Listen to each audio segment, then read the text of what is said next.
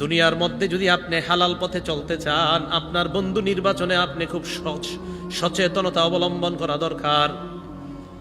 বন্ধুটা যদি হারাম টারাম কাজে লিপ্ত থাকে, এর সাথে বন্ধুত্ব করবেন না। ক্বালা রাসূলুল্লাহ সাল্লাল্লাহু আলাইহি ওয়াসাল্লাম, নবীজি বলেন, আর রাজুলু আলা দীনি খলিলিহি ফালয়ানজুর আহাদুকুম মাইয়ু খালিল। মানুষ তার বন্ধুর রীতিনীতির অনুসারী হয়। তোমাদের প্রত্যেকে যেন সতর্ক থাকে সে কাকে বন্ধু বানায়। তোমাদের প্রত্যেকে যেন সতর্ক থাকে সে কাকে বন্ধু বানায়, সঠিক কাউকে কি সে বন্ধু বানিয়েছে কিনা। যদি সুদখুররে বন্ধু বানায়, কিছুদিন পরে এটা আপনারও সুদখুর বানাবে। ভালো মানুষকে বন্ধু বানান, এটা আপনাকে ভালো পথে হালাল উপার্জনের বিভিন্ন পদ্ধতি পলিসি আপনাকে শিখাবে।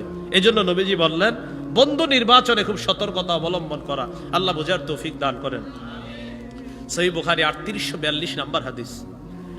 আম্মা জান আয়েশা সিদ্দিকা রাদিয়াল্লাহু তাআলা আনহার বর্ণনা, আবু বকর সিদ্দিক রাদিয়াল্লাহু তাআলা আনহুর একজন গোলাম ছিল। তিনি কি করছে, একদিন যা ইয়াউমান বিশাইইন, কিছু একটা নিয়ে আসছে। আনার পর আবু বকর সিদ্দিককে দিয়েছেন। আবু বকর সিদ্দিক রাদিয়াল্লাহু তাআলা আনহু স্বাভাবিকভাবে উনি খাবার আনেন আর উনি খান। তো আবু বকর সিদ্দিক রাদিয়াল্লাহু তাআলা আনহু খাবারটা খাইলেন।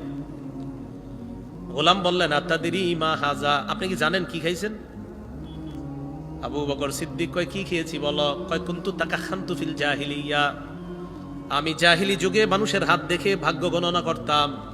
ওয়ামা উহসিনুল কাহানাতা ইল্লা আন্নী খাদাতুহু, কয় হুদাই আমি ভাগ্য গণনা কিছুই পারতাম না, মানুষের হাত দেখতাম আর ধোঁকা দিতাম। গোলাম বলতেছে,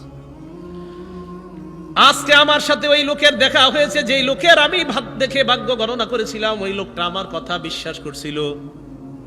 আজকে আমার সাথে দেখা হওয়ার পর এই পারিশ্রমিক আমাকে দিয়েছে, আর পারিশ্রমিক আমি আপনার কাছে আনলাম, এই পারিশ্রমিক আপনি খাইছেন।